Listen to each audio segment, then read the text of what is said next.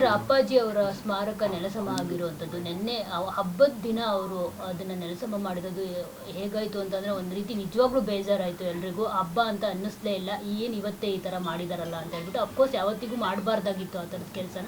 So as A ಫ್ಯಾಮಿಲಿಯಾಗಿ ನಿಮಗೆ ಎಷ್ಟು ನೋವಾಯಿತು sir? ತುಂಬ ಅಂದರೆ ತುಂಬ ನೋವಾಗಿದೆ.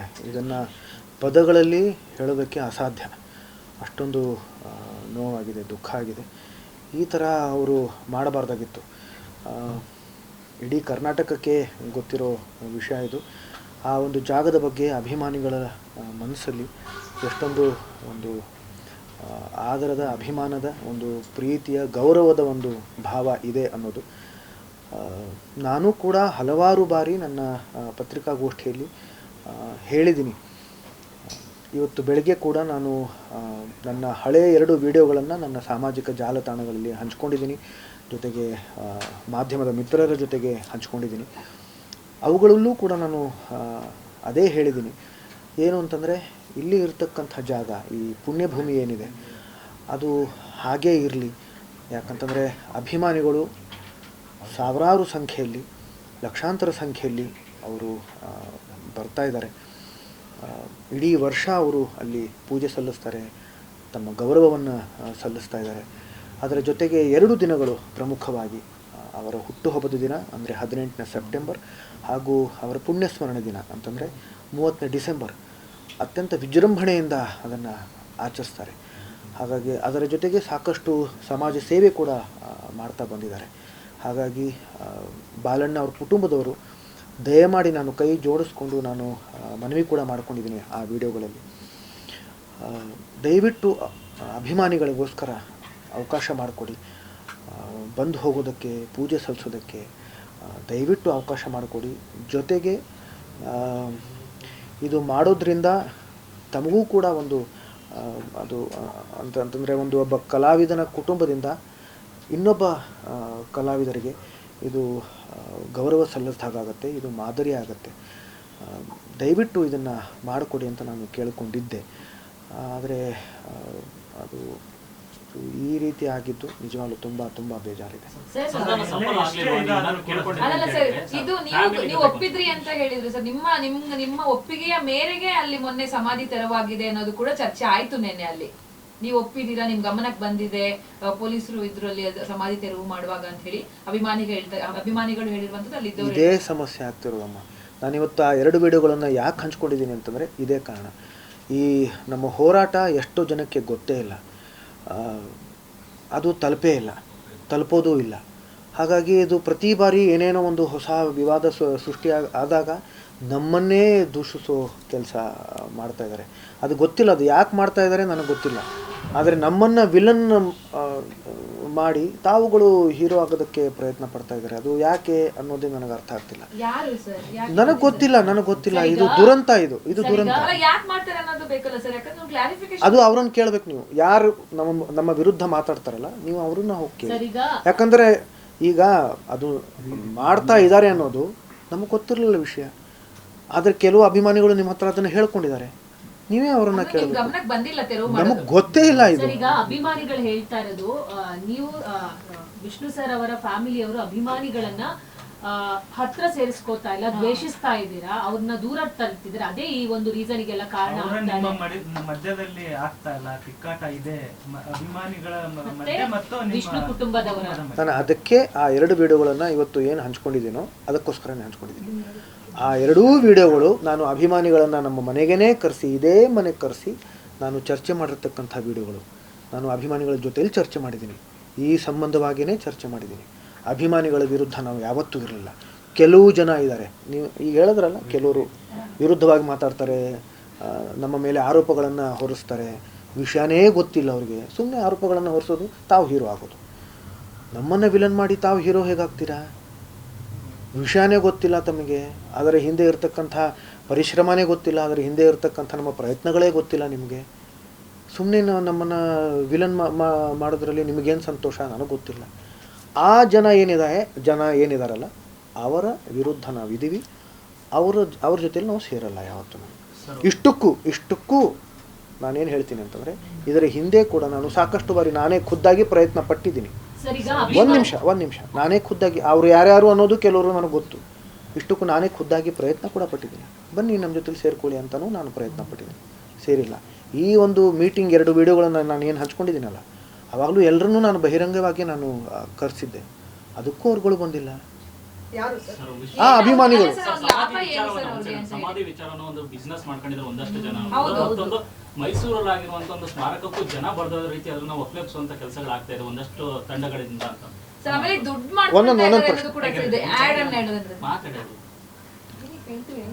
ಅದೇ ವ್ಯಾಪಾರೀಕರಣ ಅಲ್ವಾ ತಾವು ಹೇಳ್ತಿರೋದು?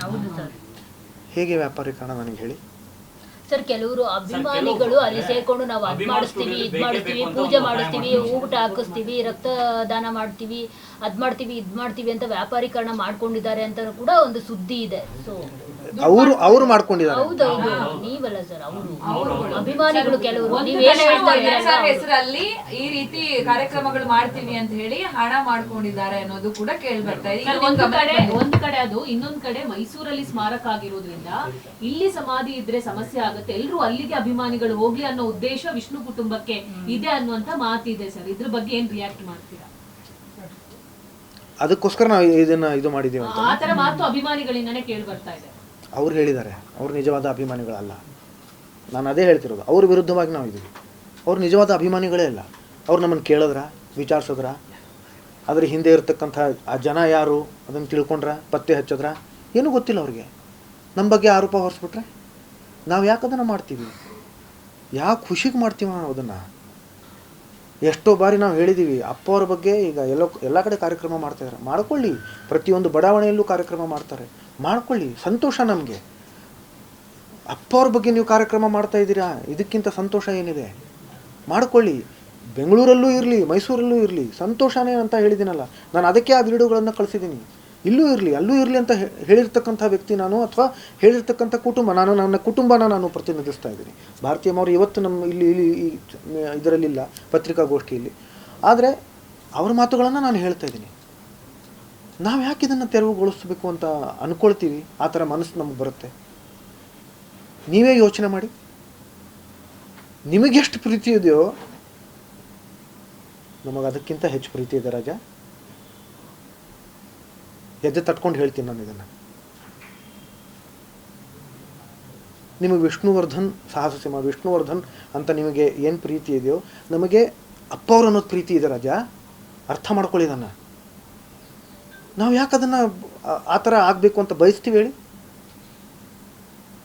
ಬಾಯಿ ಮಾತಿಗೆ ನಾವು ಅಪ್ಪ ಅಂತ ಹೇಳಲ್ಲ, ಯಾಕೆ ಆ ಥರ ಅಂದ್ಕೊಳ್ತೀವಿ? ಆಮೇಲೆ ನೀವು ಯಾಕೆ ಆ ಥರ ಅಂದ್ಕೊಳ್ತೀರಿ? ಕುಟುಂಬದವರು ಯಾಕೆ ವಿಲನ್ ಯಾಕೆ ಅಂದ್ಕೊಳ್ತೀರಿ ಕುಟುಂಬದವ್ರನ್ನ?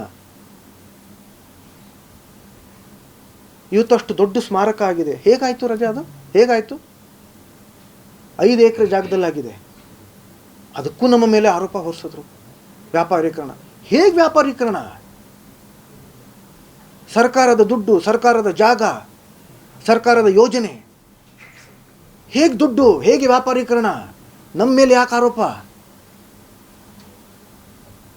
ನಾವು ಎಷ್ಟು ಬಾರಿ ಕಚೇರಿಗಳನ್ನು ಅಲ್ದಿದ್ದೀವಿ ಗೊತ್ತಾ ನಿಮಗೆ?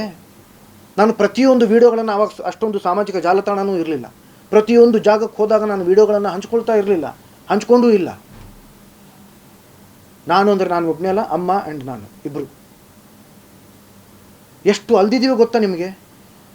ಏನು ಪ್ರಯತ್ನಗಳ ಬಗ್ಗೆ ಗೊತ್ತೇ ಇಲ್ಲ ನಿಮಗೆ. ಹೇಗೆ ನೀವು ಮಾತಾಡ್ತೀರಿ? ಆರೋಪಗಳನ್ನು ಯಾಕೆ ಹೊರಿಸ್ತೀರಿ? ನಮ್ಮ ಜೊತೆಲಿ ಸೇರ್ಕೊಳ್ಳಿ ಅಂತ ಕೇಳ್ತಾ ಇದ್ದೀನಿ ನಾನು. ನೀವುಗಳೇ ನಮ್ಮ ಶಕ್ತಿ ಅಂತ ಕೇಳ್ಕೊತಾ ಇದ್ದೀನಿ ನಾನು. ಸಿಂಹಗಳು ಅಂತ ಹೇಳ್ತಾ ಇದ್ದೀನಿ, ಸಿಂಹಿಣಿಯರು ಅಂತ ಹೇಳ್ತಾ ಇದ್ದೀನಿ. ಸುಮ್ಮನೆ ಬಾಯಿ ಮಾತಿಗೆ ಹೇಳಲ್ಲ ನಾನು ಅದನ್ನು. ನಿಮ್ಮ ಶಕ್ತಿ ಏನು ಅನ್ನೋದು ನನಗೆ ಗೊತ್ತು. ಆದರೆ ನಿಮ್ಮ ಮಧ್ಯ, ನಮ್ಮ ಮತ್ತು ನಿಮ್ಮ ಅಂತಂದರೆ ನಿಜವಾದ ಅಭಿಮಾನಿಗಳ ಮಧ್ಯ ಯಾರಾದರೂ ಬಿರುಕು ಬೀಳಿಸ್ತಾ ಇದ್ದಾರೆ. ಅದನ್ನು ಯಾರು ಅಂತ ಪತ್ತೆ ಹಚ್ಚಿ ಸುಮ್ಮನೆ ಆರೋಪಗಳನ್ನು ಹೊರಿಸ್ತಾರೆ.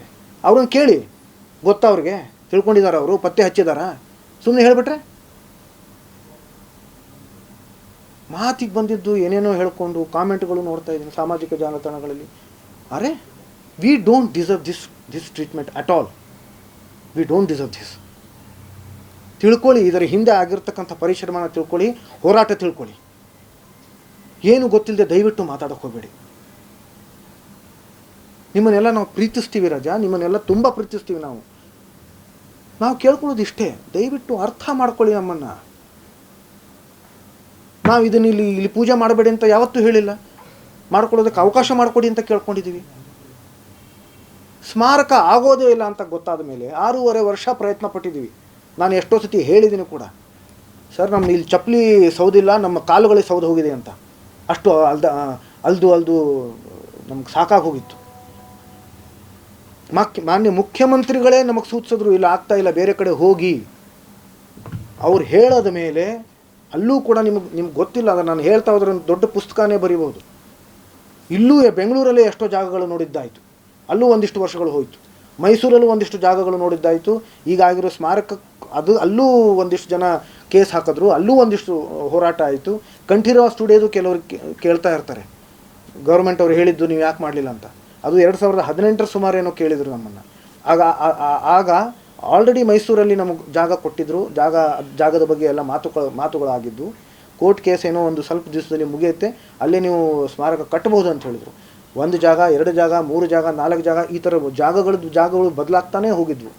ಅದಕ್ಕೆ ಅಲ್ಲಿ ಆಗ್ತಾ ಇದೆ, ಈಗ ಇನ್ನೂ ಏನು ಆಗ್ತಾ ಇದೆ, ಕೆಲವೇ ದಿನಗಳಲ್ಲಿ ಆಗೋ ಸಾಧ್ಯತೆ ಇದ್ದಾಗ ತಿರ್ಗಾ ಕಂಠೀರವ ಅಂತ ಹೇಳಿದ್ರೆ ಆವಾಗ ನಾವು ಅದನ್ನು ಬೇಡ ಅಂತ ಹೇಳೋದು. ಅದನ್ನು ಅರ್ಥ ಮಾಡ್ಕೊಳ್ಳಿ. 2009 ಡಿಸೆಂಬರ್ 30ಕ್ಕೆ ಕಂಠೀರವಾದಲ್ಲಿ ಮಾಡ್ತೀವಿ ಅಂತ ಹೇಳಿರಲಿಲ್ಲ ನಮಗೆ. ಅದು ಕೆಲವರು ತಪ್ಪಾಗಿ ತಿಳ್ಕೊಂಡಿದ್ದಾರೆ. ಕೆಲವು ಪದಗಳನ್ನು ಹೇಳೋದಕ್ಕೆ ನಮಗೆ ಕಷ್ಟ ಆಗುತ್ತೆ. ಆದರೆ ಇಲ್ಲಿ ಹೂತು ಹಾಕಿರೋ ಜಾಗ ಅಲ್ಲ, ಇದು ದಹನ ಮಾಡಿರ್ತಕ್ಕಂಥ ಜಾಗ ಇತ್ತು. ಅವರ ವಿಭೂತಿ ಅಂತಂದರೆ ಅವರ ಅಸ್ಥಿ, ಅದನ್ನು ಅಮ್ಮವರು ಅವ್ರಿಗೆ ಯಾಕೆ ಅನ್ನಿಸ್ತು ನಮಗೆ ಗೊತ್ತಿಲ್ಲ. ಆದರೆ ಅವರು ಒಂದು ಕಲಶದಲ್ಲಿ ಇಟ್ಕೊಂಡಿದ್ರು ಅದನ್ನು. ನಮ್ಮ ಎಲ್ಲ ಕುಟುಂಬದವ್ರಿಗೂ ಎಲ್ರಿಗೂ ಗೊತ್ತು, ನಮ್ಮ ಆಪ್ತ ಸ್ನೇಹಿತರಿಗೆ ಎಲ್ರಿಗೂ ಗೊತ್ತದು. ಒಂದು ಕಲಶದಲ್ಲಿ ಇಟ್ಟಿದ್ರು, ಅದನ್ನು ಇಡಿ ಅಂತ ಹೇಳಿದರು. 6.5 ವರ್ಷ ಎಲ್ಲಿ ಪ್ರಯತ್ನ ಮಾಡಿ ಅದು ಆಗಲಿಲ್ವೋ, ಅದನ್ನು ಎಲ್ಲಿ ಆಗತ್ತೋ ಸ್ಮಾರಕ ಅದನ್ನು ಪ್ರತಿಷ್ಠಾಪನೆ ಮಾಡೋಣ ಅಂತ ಹೇಳಿದ್ರು. ಆಮೇಲೆ 2 ವರ್ಷಗಳ ಹಿಂದೆ 2023 ನಮ್ಮದು ಯಾವಾಗ ಅಲ್ಲಿ ಮೈಸೂರಲ್ಲಿ ಸ್ಮಾರಕ ಆಯಿತು, ಅಲ್ಲಿ ಅದಕ್ಕೆ ಮುಂಚೆ ಒಂದು ತಿಂಗಳ ಹಿಂದೆ ಅಲ್ಲಿ ಪೂಜೆ ಮಾಡಿ ಪ್ರತಿಷ್ಠಾಪನೆ ಮಾಡಿ, ಈಗ ಅಲ್ಲಿ ಏನು ಪುತ್ಥಳಿ ನಿಂತಿದೆಯೋ ಅಪ್ಪ ಅವ್ರದ್ದು, ಅದು ಆ ಒಂದು ಕಲಶದ ಮೇಲೆ, ಆ ಒಂದು ಅವರ ಅಸ್ಥಿ ಮೇಲೆ ಅದು ನಿಂತ್ಕೊಂಡಿದೆ. ಅವ್ರು ನಿಂತ್ಕೊಂಡಿದ್ದಾರೆ ಅಲ್ಲಿ.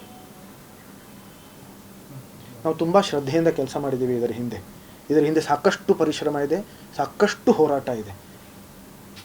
ದಯವಿಟ್ಟು ನಮ್ಮ ಮೇಲೆ ಆರೋಪಗಳನ್ನು ಹೊರಿಸ್ತಾ ಇರಬೇಡಿ, ಅರ್ಥ ಮಾಡ್ಕೊಳ್ಳಿ. ಇಲ್ಲ ನಮ್ಮ ಮನೆ ಬಾಗಿಲು ತೆಗೆದೇ ಇರುತ್ತೆ, ದಯವಿಟ್ಟು ಬನ್ನಿ ಕೇಳ್ಕೊಳ್ಳಿ, ನೇರವಾಗಿ ಕೇಳಿ. ಏನಾದರೂ ಪ್ರಶ್ನೆಗಳಿದ್ದರೆ ಸುಮ್ಮನೆ ಎಲ್ಲೋ ಕೂತ್ಕೊಂಡು ಕೆಟ್ಟದಾಗಿ ಕಾಮೆಂಟ್ಗಳನ್ನು ಬರೆಯೋದು, ಆರೋಪಗಳನ್ನು ಹೊರಿಸೋದು ದಯವಿಟ್ಟು ಮಾಡಬೇಡಿ. We don't deserve this. Sir, ಸಂತಾನ ವಿಫಲ ಆದ ಕಾರಣ ಏನು ಸರ್? ಅವರ ಬೇಡಿಕೆ ಏನಾಗಿತ್ತು ಬಾಲಣ್ಣ ಅವ್ರ ಕುಟುಂಬದ? ಯಾಕಂದ್ರೆ 10 ಗುಂಟೆ ಜಾಗನಾರು ಬಿಡ್ತಾರೆ ಅನ್ನೋ ನಂಬಿಕೆ ಎಲ್ಲರಲ್ಲೂ ಇದೆ. ಇದು 2004ರಲ್ಲಿ ಅವ್ರು ಹಾಕಿರ್ತಕ್ಕಂಥ ಮೊಕದ್ದಮೆ. ನಮ್ಮದು ಅಂತ್ಯ ಸಂಸ್ಕಾರ ನಡೆದಿರೋದು 2009 ಕೋರ್ಟಲ್ಲಿ ಇದ್ದದ್ದು. 2009ರಲ್ಲಿ ಇದು ಮೊಕದ್ದಮೆ, ಇದು 2009ರಲ್ಲಿ ನಮ್ಮ ಸಂಸ್ಕಾರ ನಡೀತು. ನಮಗೆ ಗೊತ್ತೇ, ಅದು ವಿವಾದಾತ್ಮಕ ಸ್ಥಳ ಇತ್ತದು, ನಮಗೆ ಗೊತ್ತಿರಲಿಲ್ಲ. ನಮಗೆ ಅದು ಆ ಮನಸ್ಥಿತಿನೂ ಇರಲಿಲ್ಲ. ನಾನು ಎಷ್ಟೋ ಸತಿ ಪತ್ರಿಕಾಗೋಷ್ಠಿಯಲ್ಲೂ ಹೇಳಿದ್ದೀನಿ, ಅಪ್ಪ ಅವರ ನಮ್ಮ ಕುಟುಂಬದವರೆಲ್ಲರೂ ಇಲ್ಲಿ ಚಾಮರಾಜಪೇಟೆಯಲ್ಲಿ ಅಲ್ಲಿ ರುದ್ರಭೂಮಿ ಇದೆ, ಅಲ್ಲಿ ಸಂಸ್ಕಾರ ಎಲ್ಲರದ್ದು ಮಾಡಿದ್ದಾರೆ. ನಮಗೆ ತಲೆಯಲ್ಲೂ ಇರಲಿಲ್ಲ. ನಾವು ಆ ದುಃಖದಲ್ಲಿದ್ದಾಗ ನಮಗೇನೂ ತಲೆಯಲ್ಲಿರಲಿಲ್ಲ. ನಾವು ಅಲ್ಲೇ ಹೋಗಿ ಸಂಸ್ಕಾರ ಮಾಡಬೇಕು ಅಂತಲೇ ನಾವು ಅಂದ್ಕೊಂಡಿದ್ದು. ಆದರೆ ಆ ಸಮಯದಲ್ಲಿ ಕುಮಾರಸ್ವಾಮಿ ಅವರು ಫೋನ್ ಮಾಡಿದ್ರು, ನಾನೇ ಅವ್ರ ಹತ್ರ ಮಾತಾಡಿದೆ. ವಿಷ್ಣು ಸರ್ ಅವರು ತುಂಬ ದೊಡ್ಡ ವ್ಯಕ್ತಿ, ಅವರನ್ನು ನೀವು ಎಲ್ಲಿ ಮಾಡಬೇಕು ಅಂತಿದ್ದೀರಿ ಅಂತ ಕೇಳಿದಾಗ ನಾನು ಹೇಳಿದೆ, ಈ ಥರ ಚಾಮರಾಜಪೇಟೆ ಅಂತ ಅಂದ್ಕೊಂಡಿದ್ದೀನಿ ಅಂತ. ಅಪ್ಪಾಜಿ ಅವ್ರು ಹೇಳ್ತಾ ಇದ್ದಾರೆ, ಅಪ್ಪಾಜಿ ಅಂತಂದರೆ ದೇವೇಗೌಡರು ಹೇಳ್ತಾ ಇದ್ದಾರೆ, ವಿಷ್ಣುವರ್ಧನ್ ಅವರು ತುಂಬ ದೊಡ್ಡ ವ್ಯಕ್ತಿ, ಸಕಲ ಒಂದು ಸರ್ಕಾರದ ಒಂದು ಗೌರವದಿಂದ ಅವರನ್ನು ಕಳಿಸ್ಕೊಡ್ಬೇಕು, ಜೊತೆಗೆ ಅವ್ರಿಗೆ ಆದಂಥ ಒಂದು ಜಾಗದಲ್ಲಿ ಅವರ ಅಂತ್ಯ ಸಂಸ್ಕಾರ ನಡಿಬೇಕು ಅಂತ ಹೇಳಿದ್ರು. ಅದಾದ ಮೇಲೆ ಅಂಬರೀಷ್ ಅಂಕಲ್ ಇದ್ದರು, ಅವರೆಲ್ಲರೂ ಸೇರಿಕೊಂಡು ಅಭಿಮಾನ್ ಸ್ಟುಡಿಯೋದಲ್ಲಿ ಅದು ನಡೀತು. ಬೆಳಗ್ಗೆ ಆಗಿದ್ದು ಸಂಜೆ ಹೊತ್ತು ಅದು ಅಂತ್ಯ ಸಂಸ್ಕಾರ ನಡೆದೇ ಹೋಯಿತು. ಆದರೆ ಅದು ವಿವಾದಾತ್ಮಕ ಸ್ಥಳ ಇದೆ ಅಂತ ನಮ್ಮ ಕುಟುಂಬದವ್ರಿಗೆ ಅದು ಗೊತ್ತಿರಲಿಲ್ಲ. ಗೊತ್ತಿದ್ದಿದ್ದರೆ ದಯವಿಟ್ಟು ಅಲ್ಲಿ ಮಾಡಬೇಡಿ ಅಂತಲೇ ಹೇಳ್ತಾ ಇತ್ತು. ಯಾಕಂದರೆ ಅದಾದಮೇಲೆ ಇಷ್ಟು ವರ್ಷಗಳ ಕಾಲ ನಾವು ಅದರ ಹಿಂದೆ ಅದನ್ನು ಏನು ಹೋರಾಟ ಮಾಡ್ತಾಯಿದ್ವು ಅದರ ಅವಶ್ಯಕತೆಯೇ ಇರಲಿಲ್ಲ. 25ನೇ ವರ್ಷದ ಹುಟ್ಟುಹಬ್ಬಕ್ಕೆ ಪ್ಲಾನ್ ಮಾಡ್ತಿದ್ರು, ತುಂಬ ದೊಡ್ಡ ಮಾಡೋಣ ಅಂತ. ಅದಾದ ನಂತರ ಮುಂದಿನ ಕ್ರಮ ಕೈಗೊಳ್ಬೋದಾಯ್ತಲ್ಲ, ಏಕೆ ರಾತ್ರೋರಾತ್ರಿ ಹೊಡೆದಿರೋ ಅಲ್ಲ. ಅದು ಅವರು ಮಾಡಿರೋದು ಯಾರು ಮಾಡಿದಾರೋ ಅದೇ ಗೊತ್ತಿಲ್ಲ. ಅವರು ಯಾಕೆ ಮಾಡಿದ್ದಾರೆ ಅವರನ್ನು ಹೋಗಿ ಕೇಳಬೇಕು. ಈ ಒಂದು ಸುಸಂದರ್ಭದಲ್ಲಿ 75ನೇ ವರ್ಷದ ಒಂದು ಅಮೃತ ಮಹೋತ್ಸವದಲ್ಲಿ ಇದು ಇವತ್ತಂತಲ್ಲ, ಅದು ಯಾವತ್ತೂ ಕೂಡ ಅದನ್ನು ಮಾಡಲೇಬಾರ್ದಾಗಿತ್ತು ಅವರು. ಯಾಕಂತಂದರೆ ಇದು ಒಂದು ಪುಣ್ಯ ಸ್ಥಳ, ಒಂದು ಪುಣ್ಯಕ್ಷೇತ್ರದ ಥರನೇ ಅದು ಆಗಿತ್ತು. ಒಂದು ಪೂಜಾ ಸ್ಥಳ ಅದು. ಎಲ್ಲರೂ ಒಂದು ತುಂಬ ಭಾವನೆಯಿಂದ ಅಲ್ಲಿ ಶ್ರದ್ಧೆಯಿಂದ ಬರ್ತಾರೆ, ಗೌರವವನ್ನು ಸಲ್ಲಿಸ್ತಾರೆ, ಪೂಜೆ ಸಲ್ಲಿಸ್ತಾರೆ. ಅಂಥ ಜಾಗ ಅದು ಎಲ್ರಿಗೂ ಗೊತ್ತಿರೋ ವಿಷಯ ಇರೋದ್ರಿಂದ ಅದು ಮಾಡಲೇಬಾರ್ದಾಗಿತ್ತು. ಮಾತಾಡ್ತಾ ನೀವೇ ಹೇಳ್ತಾ ಇದ್ದೀರಿ ಸರ್, ಅಂದರೆ ಒಂದಷ್ಟು ಜನ ನಮ್ಮ ಕುಟುಂಬ ಮತ್ತು ಅಭಿಮಾನಿಗಳ ಮಧ್ಯೆ ಅಂತರ ತರುವಂಥ ಕೆಲಸಗಳು ಮಾಡ್ತಾರೆ, ಅವ್ರಿಗೆ ನೀವೇನು ಹೇಳಕ್ಕೆ ಇಷ್ಟಪಡ್ತೀರಾ? ಅದನ್ನೇ ನೀವೇ ಹೇಳಬೇಕು. ನಾನು ಈ ಒಂದು ವಿಡಿಯೋ ಮುಖಾಂತರ ನನ್ನ ಕಳಕಳಿಯಿಂದ ಹಂಚ್ಕೊಂಡಿದ್ದೀನಿ, ನನ್ನ ಕಳಕಳಿಯನ್ನು ವ್ಯಕ್ತಪಡಿಸಿದ್ದೀನಿ. ದಯವಿಟ್ಟು ದೂರ ಆಗಬೇಡಿ, ನಾವೆಲ್ಲರೂ ಒಂದೇ. ಆದರೆ ಕೆಲವರು ಬಂದು ಈ ಥರ ಕೆಲಸಗಳನ್ನು ಮಾಡ್ತಾ ಇರೋದ್ರಿಂದ ಬಿರುಕು ಅದು ಹೆಚ್ಚಾಗ್ತಾನೇ ಇದೆ. ಅದು ದೊಡ್ಡ ದುರಂತ. ಸರ್ ನೇಮ್ ಹೇಳ್ಬೋದಲ್ಲ ಸರ್, ನಿಮಗೆ ಗೊತ್ತಿರೋದು ಅಲ್ಲ. ಈಗ ನಿಮಗೆ ಕಂಟಿನ್ಯೂ ಆಗ್ತಾನೆ ಇದೆ, ಅದಕ್ಕೆ ಇದನ್ನ ವಿಡಿಯೋ ಬೇಸರ, ಇವನ್ ನಮ್ಗಳಿಗೂ ಬೇಸರ ಇದನ್ನ ನೋಡುವಾಗ. ಅದಕ್ಕೇನೆ ಈ ವಿಡಿಯೋ ಮುಖಾಂತರ ಹೇಳ್ತಾ ಇದ್ದೇನೆ. ನಾನು ಏನೇ ಇದ್ರು ನನ್ನ ನೇರವಾಗಿ ಕೇಳಿ, ಮನೆಗೆ ಬನ್ನಿ ಕೇಳಿ, ಏನೇ ಪ್ರಶ್ನೆಗಳಿದ್ರು ಕೇಳಿ, ಹೇಳ್ತೀನಿ ನಾನು. ಆದರೆ ಈ ಥರ ಯಾರೋ ಹೇಳಿದ್ರು, ಯಾರೋ ಇವತ್ತು ನಿಮಗೆ ಹೇಳಿದಾರಲ್ಲ, ಇವತ್ತು ನಾವೇ ಹೇಳಿಸಿದ್ದೀವಿ, ನಾವೇ ಮಾಡಿಸಿದ್ದೀವಿ ಅಂತ. ಆ ಅಭಿಮಾನಿಗಳು ನಿಮ್ಗೆ ಹೇಳಿದಿದ್ರೆ ಅವರನ್ನೇ ಕೇಳಿ, ನಿಮ್ಗೆ ಹೇಗೆ ಗೊತ್ತಾಯಿತು ಅಂತ. ಆ ಅಭಿಮಾನಿಗಳು ಯಾರು ಅನ್ನೋದು ಗೊತ್ತಿಲ್ಲ ನನಗೆ. ಆಮೇಲೆ ನಿಜವಾಗ್ಲೂ ಅವರು ಅಭಿಮಾನಿಗಳೇ ಅಲ್ಲ, ಆ ಥರದ ಮಾತುಗಳನ್ನು ಹೇಳಿರೋರು ಅಭಿಮಾನಿಗಳೇ ಅಲ್ಲ. ಕೇಳಲೇ ಇಲ್ಲ ಅವ್ರಿಗೆ. ನಿಮಗೆ ಅಪ್ಪ ಅವ್ರ ಕುಟುಂಬದವ್ರ ಮೇಲೆ ನಿಮ್ಗೆ ನಂಬಿಕೆನೇ ಇಲ್ಲ. ಸುಮ್ಮನೆ ಕುಟುಂಬ ಆಯಿತಾ ಅಪ್ಪ ಅವ್ರದ್ದು? ಪ್ರತಿಯೊಬ್ಬರನ್ನು ನಮ್ಮನ್ನೆಲ್ಲ ತುಂಬ ಪ್ರೀತಿಸ್ತಾ ಇದ್ರು ಅಪ್ಪ. ಅವ್ರು ಯಾರ ಮೇಲೆ ಪ್ರೀತಿಸ್ತಾ ಇದ್ದಾರೋ, ಯಾರನ್ನು ಪ್ರೀತಿಸ್ತಾ ಇದ್ದಾರೋ ನೀವು ಅವ್ರನ್ನ ಗೌರವಿಸ್ತಾನ ಇಲ್ಲ ಅಂತಂದರೆ ಏನರ್ಥ?